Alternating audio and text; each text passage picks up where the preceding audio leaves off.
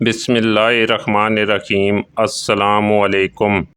عبدالاعلیٰ بن عبد المطلب، جس کی کنیت ابو عتبہ تھی، قریشی سردار اور اللہ کے آخری پیغمبر حضرت محمد صلی اللہ علیہ وسلم کا حقیقی چچا تھا۔ اس کے والد حضرت عبد المطلب اس کے چہرے کی سرخی کی وجہ سے اسے ابو لہب پکارتے تھے۔ جب ابو لہب کو کسی نے بتایا کہ آپ کے چھوٹے بھائی عبداللہ کے گھر بیٹا پیدا ہوا ہے تو ابو لہب بہت خوش ہوا۔ اس نے ایک لونڈی صوبیہ کو آزاد کر دیا۔ ابو لہب اسلام کے بڑے دشمنوں میں سے ایک تھا۔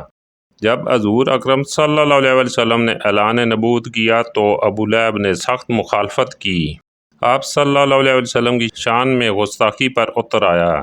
جب اللہ کی طرف سے رشتہ داروں کو دین کی دعوت کا حکم ہوا تو آپ صلی اللہ علیہ وسلم نے کوہ صفا پر چڑھ کر قریش والوں کو پکارا۔ جب سارے اکٹھے ہوئے تو آپ صلی اللہ علیہ وسلم نے فرمایا کہ اگر میں آپ کو کہوں کہ اس پہاڑی کے پیچھے سے ایک لشکر تم پر حملہ کرنے والا ہے، کیا تم میری بات کا یقین کر لو گے؟ سب نے آپ صلی اللہ علیہ وسلم کے حکم پر لبیک کہا کہ آپ صلی اللہ علیہ وسلم نے ہمیشہ ہی سچ بولا ہے۔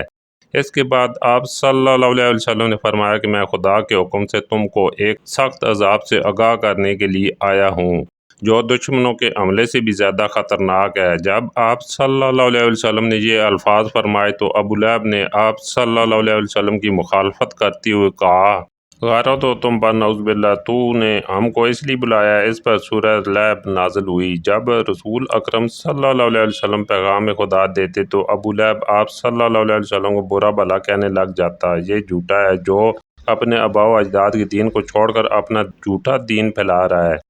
بعض روایت میں ہے کہ ابو لہب نے کوہ صفا پر آپ صلی اللہ علیہ وسلم کو قتل کرنے کے لیے ایک پتھر بھی اٹھا لیا تھا۔ ابو لہب حضور صلی اللہ علیہ وسلم کے اتنے مخالف تھے کہ جب حضور اکرم صلی اللہ علیہ وسلم کے بیٹے عبداللہ کا انتقال ہوا تو ابو لہب بہت خوش ہوا اور وہ دوڑتا ہوا اپنے دوستوں کے پاس گیا اور کہا کہ حضور اکرم صلی اللہ علیہ وسلم اب در نسل ختم ہونا ہو گئے ہیں، نعوذ باللہ۔ ایام حج میں بھی ابو لہب آپ صلی اللہ علیہ وسلم کے پیچھے لگا رہتا، یہاں تک کہ وہ آپ صلی اللہ علیہ وسلم کو پتھر مارتا تھا جس سے آپ صلی اللہ علیہ وسلم کی ایڑیاں خون سے تر ہو جاتی تھیں۔ قرآن پاک میں بدبختہ ابو لہب کی موت کے بارے میں سخت الفاظ بیان کیے گئے ہیں جو کہ حرف بحرف پورے ہوئے۔ وہ بہت ذلت کی موت مرا۔ ابو لہب بہت مالدار تھا۔ جب اس کو خدا کے عذاب سے ڈرایا جاتا تو کہتا کہ اگر حضور صلی اللہ علیہ وسلم کی بات سچ ہے تو آخرت کے دن مال و اولاد کا نذرانہ دے کر عذاب سے چھوٹ جاؤں گا۔ ابن اسحاق سے مروی ہے کہ جب ابو لہب کی بیوی ام جمیل کو پتہ چلا کہ میرے خاوند کے بارے میں سورت نازل ہوئی ہے تو وہ ایک پتھر لے کر آپ صلی اللہ علیہ وسلم کو مارنے کے لیے مسجد حرام پہنچ گئی۔ مسجد حرام میں حضرت محمد صلی اللہ علیہ وسلم اپنے پیارے ساتھی ابو بکر صدیق رضی اللہ تعالیٰ عنہ کے ساتھ آرام فرما تھے تو اللہ تبارک و تعالیٰ نے ام جمیل کی نظروں پر ایسا پردہ ڈالا کہ اس کو صرف ابو بکر ہی نظر آئے۔ اس نے پوچھا کہ مجھے معلوم ہے کہ حضرت محمد صلی اللہ علیہ وسلم میری مذمت و رجوع کرتے ہیں۔ خدا کی قسم اگر حضرت محمد صلی اللہ علیہ وسلم میرے سامنے ہوتے تو میں اس کو پتھر مارتی۔ وہ دشمن اور مخالفت کی وجہ سے حضرت محمد صلی اللہ علیہ وسلم کو مذموم کہتے تھے۔ یہ کہہ کر وہ واپس چلی گئی۔ قریش والے جب مذموم کہتے تو آپ صلی اللہ علیہ وسلم فرماتے، اے لوگو، اللہ تعالیٰ نے کس دن صبر و شکم مجھ سے بھی پھیر دیا۔ وہ مذموم کو برا بھلا کہتے ہیں، میں تو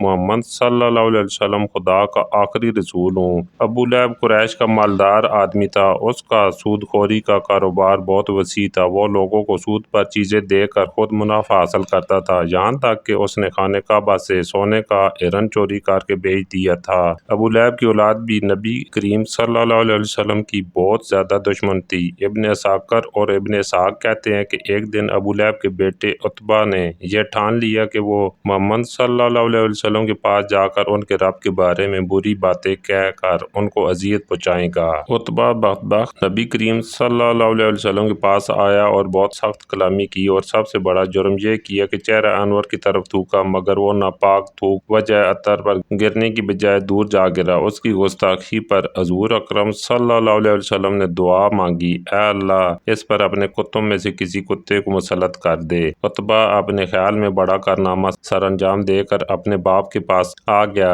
ابو لہب نے پوچھا، پیارے بیٹے تو نے اسے کیا کہا؟ اس نے کہا کہ میں نے یہ اور یہ کہا۔ اس نے پوچھا، اس پر محمد نے کیا کہا؟ عتبہ نے کہا کہ اس نے یہ بد دعا دی ہے۔ یہ سنتی ابو لہب کا رنگ سرخ ہو گیا، کیونکہ وہ جانتا تھا کہ محمد صلی اللہ علیہ وسلم کی کوئی بھی دعا ایسی نہیں جو قبول نہ ہو۔ اب وہ پل پل اپنے بیٹے کا خیال رکھتا۔ ابو لہب ایک دفعہ ایک قافلے کے ساتھ شام روانہ ہوا اور راستے میں ایک جنگل میں گرجا گھر میں جا کر انہیں پڑاؤ کرنا پڑا۔ جنگل میں خوفناک جانوروں کا خطرہ تھا، تو ابو لہب کو بار بار حضرت محمد کی بد دعا یاد آ رہی تھی۔ ابو لہب نے قافلے والوں سے کہا کہ چونکہ تم لوگوں پر میرے بہت سے احسانات ہیں تو میں تم سے ان کا بدلہ یہی چاہتا ہوں کہ آج رات میرے بیٹے عتبہ کی حفاظت کی جائے۔ بس تم سارا سامان اس گرجا گھر کے صحن میں جمع کر دو اور اس کے اوپر میرے بیٹے کا بستر لگا دو، پھر اس سامان کے ارد گرد تم سب سو جاؤ۔ رہبار کہتے ہیں کہ ہم نے ایسا ہی کیا۔ رات جب سو گئے تو جنگل سے شیر آیا، ہم سب کے چہروں کو اس نے سونگا مگر کسی کو کچھ نہ کہا، پھر سامان کے بلند ڈھیر پر چڑھ گیا،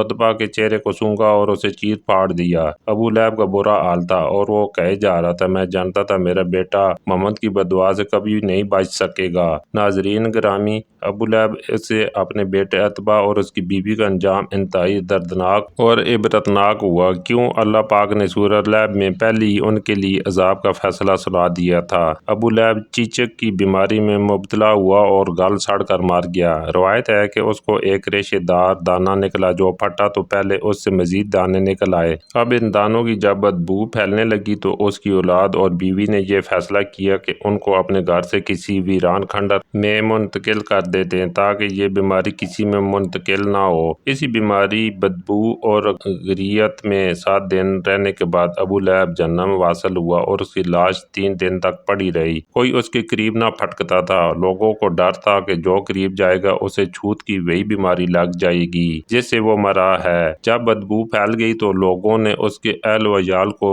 آر دلائی۔ اس پر انہوں نے ان تانوں سے تنگ آ کر کچھ حبشیوں کو اجرت دے کر لاش اٹھائی، جنہوں نے اسے لمبی لکڑیوں پر رکھ کر ایک گڑھے میں پھینکا اور اوپر سے دور کھڑے ہو کر یوں پتھر پھینکنے لگے جیسے اسے رجم کیا جا رہا ہو۔ اس کی بیوی جو جمیل کے نام سے معروف تھی، ابو سفیان کی بہن تھی۔ اس کا نام اروی بنت عرب تھا۔ وہ بھی ایڑیاں رگڑ رگڑ کر مری اور اللہ تعالیٰ نے ارشاد فرمایا، اس کی گردن میں مونچھ کی رسی ڈال کر اسے جہنم میں پھینکا گیا ہے۔ وہ اپنے قیمتی ہار پر فخر کیا کرتی تھی اور ڈینگیں مارتی تھی کہ میں یہ قیمتی ہار بیچ کر محمد کی مخالفت میں لگا دوں گی۔ اللہ تعالیٰ نے اسی گردن میں وہ توق ڈالا جس سے شیطان بھی پناہ مانگتا ہوگا۔ اللہ تعالیٰ ہم کو بھی اسلام پر چلنے کی توفیق عطا فرمائے، آمین۔